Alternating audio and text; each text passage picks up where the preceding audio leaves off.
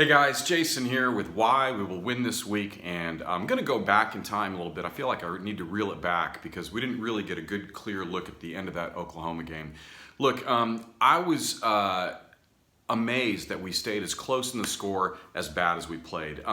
Those decisions in the kick return game just basically cost us the game. If we had just not made those decisions to take the ball so far back on our own territory, I think the outcome could have been different. We only lost by a touchdown. And the other thing I wanted to point out too was, Sam, get rid of the ball.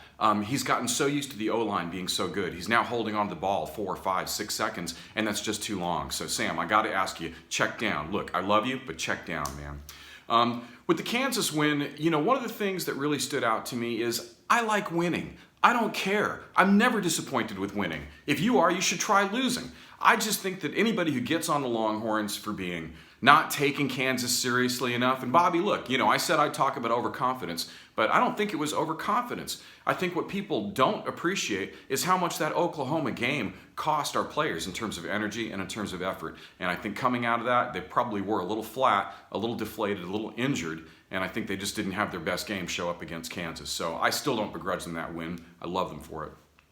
One of the things that did occur to me, though, was when can we get a player like a Puka or a CeeDee Lamb or just a blazing fast guy that makes everybody miss as soon as he gets in the open field? I love all of our athletes, but where's that guy on our team?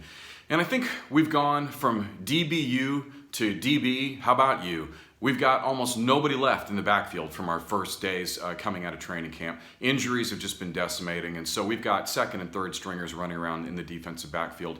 So, with all that being said, why will we win this week? And I'm going to tell you, folks, the two big reasons are, number one, we're going to get back to our ground game. We're going to have a punishing ground game. The offensive line is going to look a lot healthier. They're going to feel a lot better. They're going to be moving those TCU defensive linemen off the nose. And inversely, on the defensive side, we're going to put a little nasal pressure. I see a resurgence of Keondre Coburn and Moro Ojomo. I think we're going to get some pressure up the middle.